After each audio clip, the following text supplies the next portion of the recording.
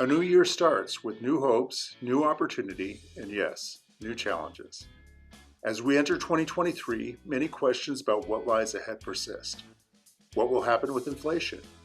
Is a recession imminent? How will the housing market respond?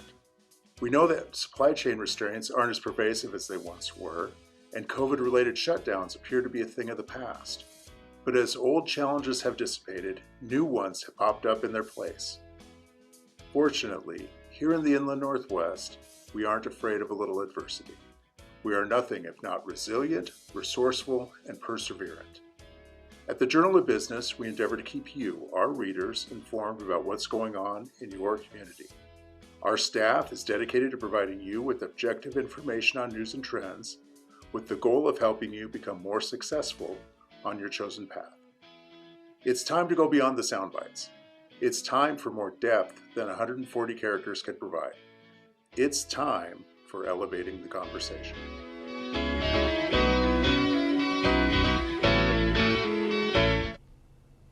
Well, good afternoon and welcome again to Elevating the Conversation. My name is Paul Reed. I'm honored to serve as publisher of the Journal of Business.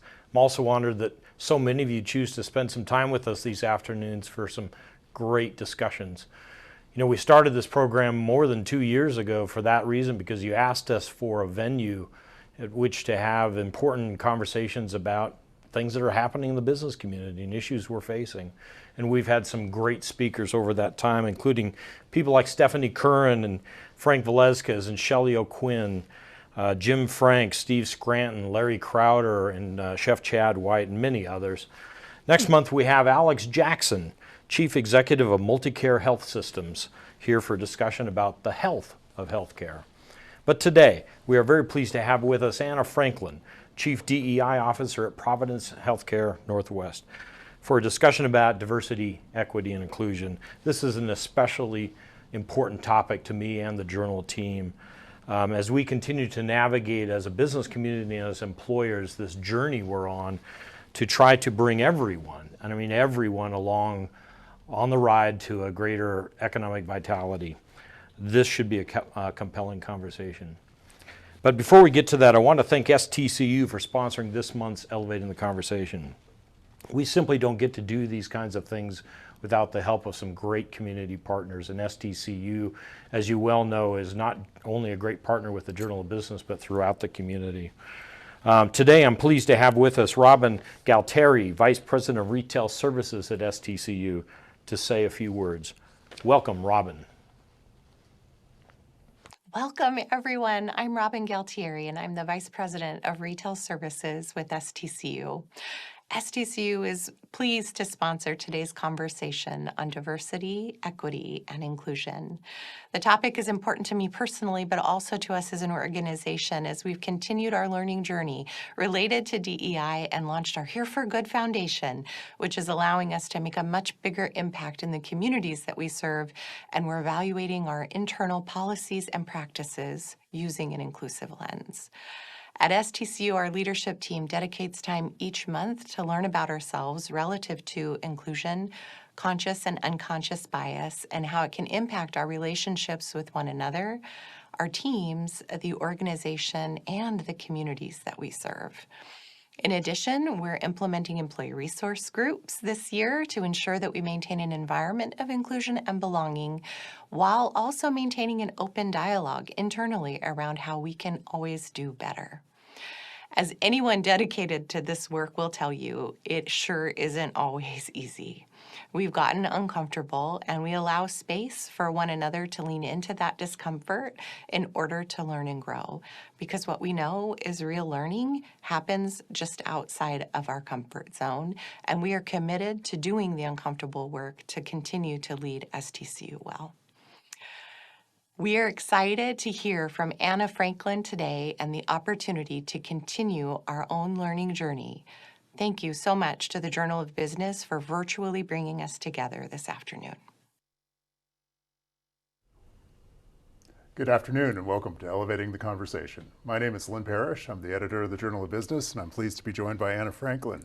How are you doing, Anna? I'm doing well. How are you, Lynn? I'm doing well. I appreciate you coming to talk to us for a few minutes on this important topic. Thank you for having me. I'm honored to be here today. Yeah, of course, of course. You know, we've talked about DEI a few times on this program, and when the first time we talked about it, we were really in I would say, a crisis situation, a real inflection point in our community or our nation, and fortunately, we're not in that position now. But it's interesting how diversity, equity, and inclusion as a profession has really blossomed since that time. And I was just wondering if we could start by talking about how that has evolved in recent years. You know, thank you for that question. I have seen DEI evolve in the amazing amount of investment that organizations, corporations, businesses have made in DEI. They are really seeing it as a core function of the work that we're doing because we are demonstrating in this field an aspect of financial sustainability, financial improvement. We're looking at from our operations and seeing improved customer satisfaction, patient satisfaction, community satisfaction, and really seeing how it is embedded into every aspect of an organization and of a business, not seen as in addition to, but as a part of. And Sure. so that's been a really nice shift as we see this field continue to evolve.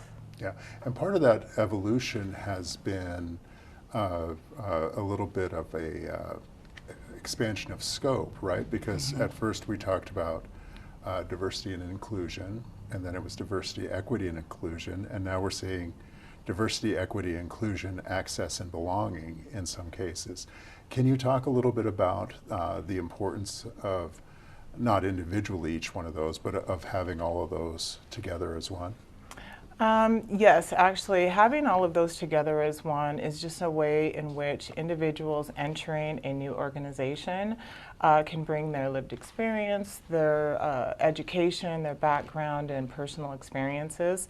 But also, it's one thing to bring on diversity into an organization, but it's another to welcome diversity, to celebrate diversity, and to acknowledge and value and respect, making sure that everyone's voices are heard and that every individual feels a sense of belonging once they are in the organization. And then once they're in the organization, how do they see their growth occur Sure. within the career path? And how do they see the relationship with the community and the organization, but also amongst their colleagues and within the teams that they're working with? So having all of it together really helps to create a more holistic approach to DEI.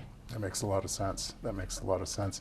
But it's interesting as I hear you talk, it sounds like the approach is going to be somewhat catered to the individual and the organization. Are there best practices that are starting to form in this field? Oh yes, actually the best practice starting off with DEI on a DEI journey is that personal awareness, that personal journey. Really taking a look inward before we think about moving outward. Sure. So what are the biases that I as an individual have? What are my belief systems? What are my experiences? What are based on my educational background, and how does that come out in a way and when I'm in relationship with others and my community? And so having that personal journey and having that inner awareness of the good and the bad and coming to terms with that without judgment is really the first step in any DEI journey. Sure, sure. That makes a lot of sense. Yeah. That makes a lot of sense. Is part of that, and I if this is part of Providence's history, I'm not aware of it. But with certain organizations, is part of that reconciling the past of injustice? Absolutely, and you will see that especially with our health equity. One of the things that we look at is health equity, and that is how do we bring care to each individual in the community, regardless of background, regardless of well, just basically anything, and looking at each individual and recognizing that health is a human right, and everyone has that right to achieve their best health in the way that they see it, in the way that they need it.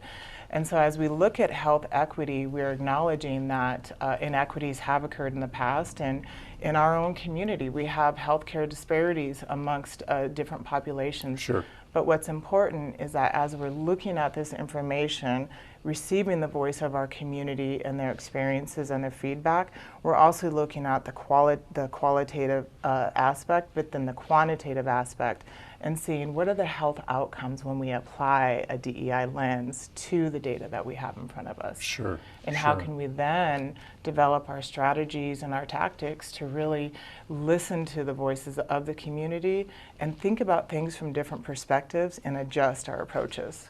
Wow, that's fascinating and fantastic.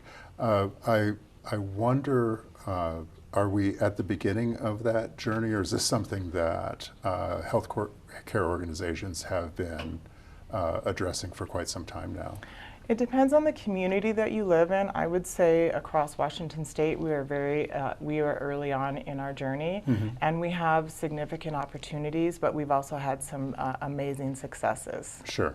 So great. Yeah. Great.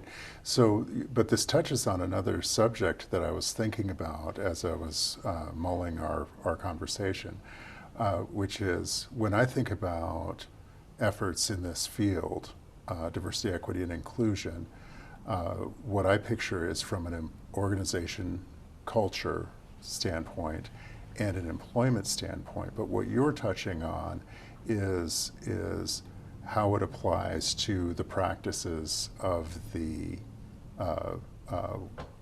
patient care and health care. What is the balance there for you or for your organization?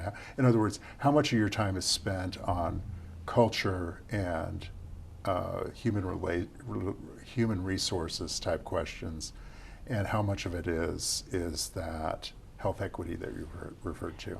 Well, one of the ways in which we approach DEI is we look at it from all aspects of the organization. Sure. Human resources is one aspect of it, but there's a whole slew of other ways in which we can apply DEI, a DEI lens to everything we do. Sure. But then also with the community aspect as well. And so it depends on the situation, it depends on the day, it depends on the initiative, and it also depends on what's currently happening and what the voice of the community is telling us. And so this is where, from a resource perspective, we really try to look at the intersectionality of DEI internally to the organization, Sure. and then health equity externally to the organization. What are those intersectionalities, and how would those guide our approach? Yeah. Because every situation is unique. Sure. Sure. What would you say are some of the bigger challenges that you see in that area right now? I would say it's really moving past the why and the what for DEI. Sure. And really moving towards really designing approaches that are meeting the needs of every individual, whether they are a caregiver, whether they're an employee, a physician, a leader, a patient, a family member, and designing those approaches in innovative ways that really help to demonstrate that not only the individual growth of each of us as individuals within our community, Sure. but also the organizational growth and the community growth. Yeah, that makes a lot of sense. That makes a lot of sense. So one of the things that I've heard people in the field talk about is tying initiatives to profit and loss, where the fear is that it's going to become a pet project if it isn't tied to, if it isn't a C-suite level type of effort. What does that mean to you, or what would be the best way to describe that? One of the approaches that I think has evolved is historically DEI, or diversity and inclusion, has reported through an HR function. Sure. Providence has taken a stance that DEI needs to be broader than HR, and so this is where that reporting structure is important, because we have to have the the governance structure from all of the board of directors, from our executives, all the way down to every level of the organization. And so that's really important as to how those reporting relationships exist and having that tie into, like, for example, the chief executive. But then once that has been identified, then how do we start to create policy? How do we start to review our existing policies, our existing governance structures, all of our operational processes and our metrics with a DEI lens? And so as we start to move through this journey, how can we start to do these and examine these areas with a DEI lens that's really making a true impact? Sure. Internally and externally to the organization. Right. So real quick, if you've been with us before, you know the drill. We take questions, and after Anna and I are done with our conversation, we'll ask some of your questions. So please type them in at any time, and then we'll get to them here in another, I don't know, 10 minutes, 15 minutes. Sounds good. Yeah. So, real basic question for you. How do you gauge success in this field? I was in a meeting last week and we were having a very difficult conversation. It was a space where we had intentionally curated a space to where we could have some difficult conversations. Sure. In that conversation, several people paused and they said, are we bringing our biases to this conversation?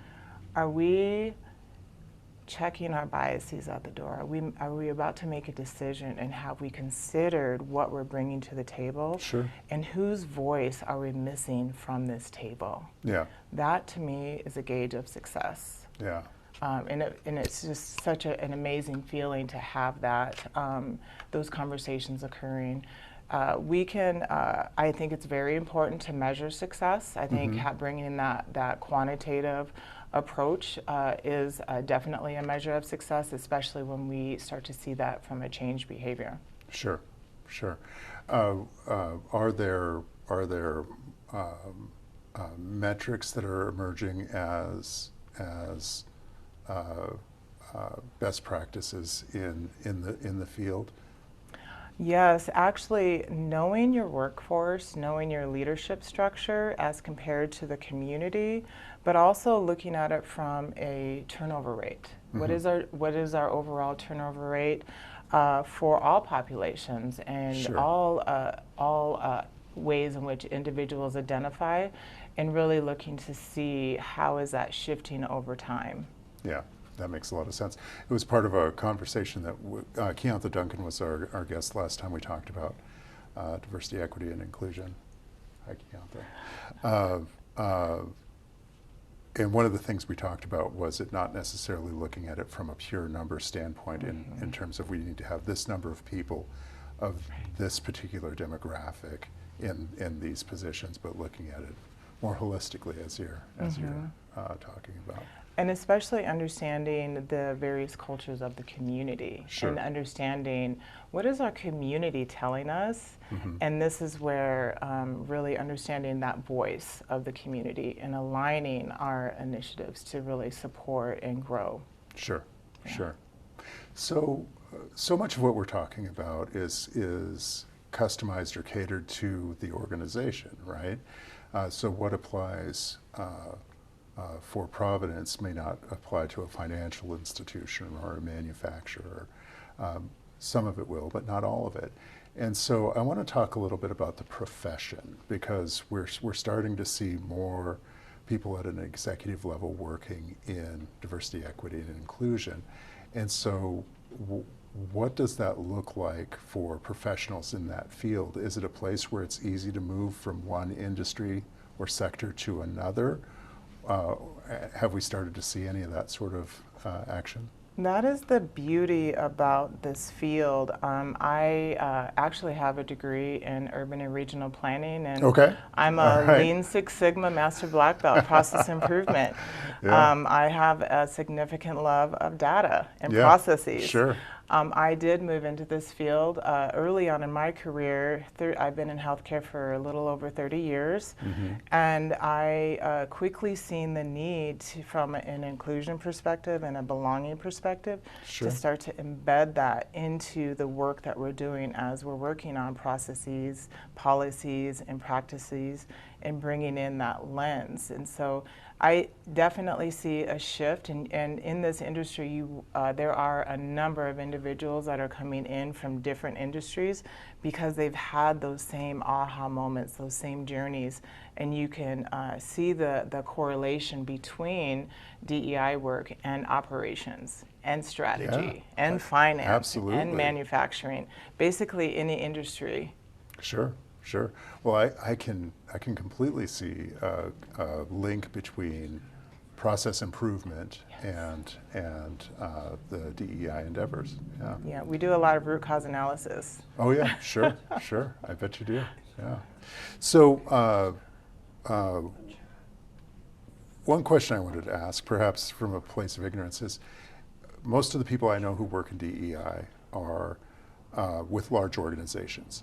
And so one thing I wondered is if you're in a small or medium-sized business, and this is a core value of your organization, you're not going to be able to hire an executive level DEI expert necessarily.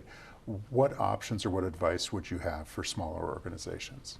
For smaller organizations, Spokane community, we have an amazing community of talented individuals, and there are a number of organizations or individuals that have really spent an incredible amount of time, energy, passion, expertise on how to apply a DEI lens to every single thing that we're doing. And so in smaller organizations, in small or large, it's really important that the DEI leader is not seen as the only DEI resource. This is where we want everyone in the organization to tap into their own personal DEI journeys and really be able to cascade and have that effective level of conversations, curating those spaces to have those uncomfortable conversations, and really exploring different ways in which we can move forward and have growth in this area. And so I always recommend tapping into the community, and I think that's the linkage between our business community and our community as a whole. And how do we continue to support and work with each other to really grow? Yeah, that makes a lot of sense.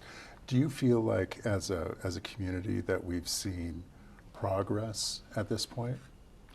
I think that we have seen progress. I think the fact that this is the third time that you've had this conversation on elevating the conversation is pretty amazing. I also think that we have opportunities, and I think as a community, really coming together and recognizing those opportunities so that we can support each other is just an amazing path forward. Yeah, great. Great. Well, I wanted to ask one other question about DEI as a profession. Is this? I imagine that this is a field of expertise that's going to be growing in upcoming years to the point where people may be looking to go into that field. Maybe people who are in college now or young professionals. What advice would you have for anybody who's looking to go into to do something similar to what you do, if perhaps on a smaller scale, of course, but my advice is to be a sponge. There are a number to align with the field. There are a number of if you like formal education, if that is your path and of interest, I love formal education. But there are a number of certificate programs. There's a number of different programs that universities, even our local universities, are implementing into their curriculum to further support this field of study. But also it's one where I will always go back to what does your personal DEI journey look like? What are your learnings? How have you applied your learnings? How have you become in right relationship with yourself, with your coworkers, your fellow students, your community, your neighbor, Sure. and the community as a large, and really and having that curiosity. Yeah. Curiosity to learn, because this is a continuous journey. Absolutely. This does not end. Sure. When you talk about difficult conversations, I don't want to break any confidences or anything, but can you give me an example of what a difficult conversation might be that you've been privy to? A difficult conversation is really, an example of a difficult conversation is an individual that may not have, that may have grown up in an environment where there wasn't a lot of diversity. Sure. And so then when they Like Billings, Montana, for example. Yeah. Billings, Montana. But there is a lot of diversity in Billings. Well, there's some diversity. There's some, yeah. There is. But if they are all of a sudden in an environment where there is diversity that they've never encountered, Sure. they may have a physical reaction, they may have a verbal reaction, or they may have, or they may just have these feelings of uncomfortableness, and it may come out in a way that, that they wouldn't want it to come out that way. Sure. And it's an unconscious way. Sure. And so having these conversations to where we can openly talk about those reactions and go a little deeper to understand the why behind the reaction. Sure. And really meet individuals where they are so that we can move together without judgment. Right. Those are examples of difficult conversations, and that's why it's so important to create the space to host those conversations Sure. in a trusting way. Sure. What you're describing is much more subtle than outright racism or bias. It's more on an unconscious level. Sure. Sure. Well, I wanted to ask, Paul, do we have any questions at this point? We do. We'll start with a question from Shauna. What advice would you give for an agency with no current DEI policies to get started? That is where I would tap into our local resources. There are a number of different local resources that are very skilled at facilitating DEI conversations and starting the journey, and also reach out to local DEI leaders such as myself. This industry, this field is very open, transparent, and we love to share and we love to talk through these conversations because that's how we grow together as a community. Great question. Yeah, great question. And a question from Alexandra. What are you most proud of when it comes to DEI efforts at Providence that other organizations could learn from? I am most proud of the fact that we have a perspective of embedding it into every aspect of our organization, and that we're willing to be vulnerable and see where we can correct a wrong, where we can continue to move forward with the community, side by side with the community, and that we're really focused in on the health of our community and acknowledging that disparities exist, and we are committed to make sure that everyone has access to health care, that health is truly a human right. Great. And from Heather, what advice can you offer on how to teach coworkers DEI who do not understand its importance? How do you approach those tough conversations? Those conversations, again, I'm going to go back to personal journeys. I think we have to be willing to step forward and be willing to host the conversation. When we think about like initial trainings for DEI, I personally really like implicit unconscious bias as a first step, but recognizing that DEI is a relationship. And so if we're in that relationship, what comes next after the training? Sure. What are those epiphanies that we've had about ourselves? What are those areas that we know that we can continue to grow in? What makes us comfortable, uncomfortable, and why does it make us feel uncomfortable? Mm-hmm. What lived experience have I had? What type of learning have I received, education have I received to elicit that uncomfortable feeling, and how can I overcome it? Sure.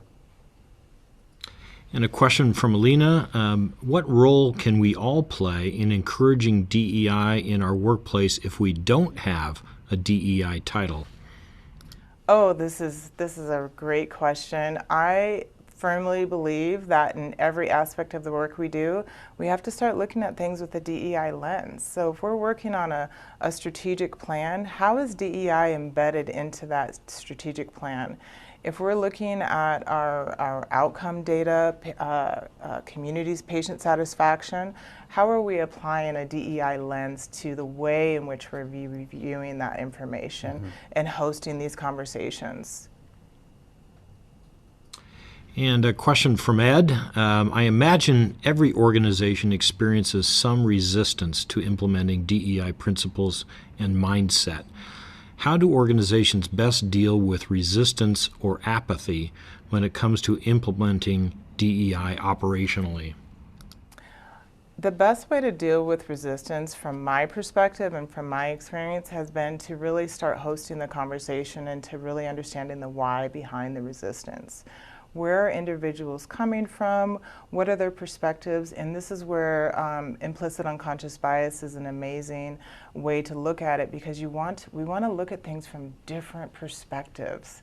So what may be initially how I'm perceiving your resistance to be, once we start to have the dialogue and the conversation, I'm going to have a better understanding and probably have a different perspective of where you're coming from. Sure, that makes sense. And from Lars, hey Lars, we knew you'd get in there. How do you see DEI/BA issues impacting regional competitiveness, and what can business leaders do to address that? Oh, yes. Regional competitiveness, when we start to think about the diversity of our organizations and how we are bringing in those various perspectives and those lived experiences, and just the amazing amount of talent that we have embedded in our community as a whole, and we start to intentionally bring those individuals into spaces where their voices have not been at the table before, but then also looking deeper into our organizations and thinking about these are individuals that are currently in our organization. What do we need to do to wrap our arms around these individuals and lift them up into the organization so that they are thriving and seeing themselves in spaces that they never imagined, and to make sure that those missing voices at the table are filled? Sure. And a question from Katie. How is Providence engaging caregivers in the DEI conversation? We are engaging caregivers. We host a variety of different listening sessions focused specifically on diversity, equity, and inclusion. We also take a deep dive into our caregiver satisfaction surveys. We have a variety of different ways in which we receive that information, and so we're looking specifically at ways in which we can create more of improve our organization of inclusion and really look at our culture of inclusion, look for the opportunities, and then respond as we're receiving the voices of our caregivers. And it's a variety of different ways. And so we have a number of huddles, we have one-on-ones, we have team meetings, but really leveraging our existing systems and structures and adding that DEI voice to those existing systems and structures so that we can really receive the voice of our organization, but also respond to those voices as well. And from Jake, what strategies would you suggest getting employees motivated to participate in DEI? See what they like. See what's their interest. What's their passion? What's their background? Asking questions. There are quite. When I ask individuals about their background or what excites them, it just comes forth, and you see that passion and that energy. And this is a part of being in community with one another and really getting to know your fellow man, your fellow person, your fellow individual that you work side by side with on a deeper level, and really understanding what are their interests, what are their passions, what do they like, what are they afraid of, what are the challenges that they face. Sure. And from Leslie, what would you recommend as strategies for shifting culture fit mindsets to culture add mindsets to account for DEI growth? I am always gun shy about the word fit. I think that as individuals, we each bring our unique set of characteristics, visible and invisible, and we need to value all of those characteristics. That's what makes us human, and that's the beauty of us as humanity as a whole. And so I am always thinking about where do we have opportunities to leverage our existing resources and the existing diversity, but then where do we need to really think about reaching out into the community and receiving the voice of the community? How is this benefiting our community as a whole, and then how can we leverage that feedback to really move forward and grow? And we have one last question. It's from Lars. Have you found an effective way to respond to people who dismiss this type of work as woke? What truly is the definition of woke?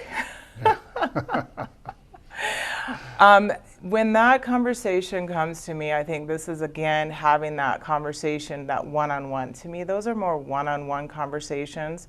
I am always assuming positive intent.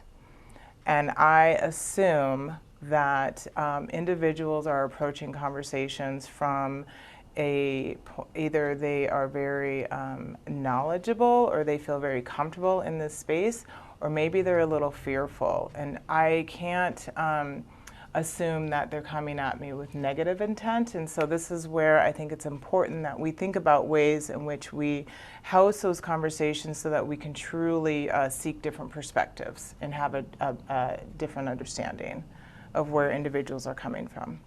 Sure, sure. And it's not invalidating someone else's experience or saying this because we've all had struggles in our lives. It's saying that your experience isn't necessarily because of,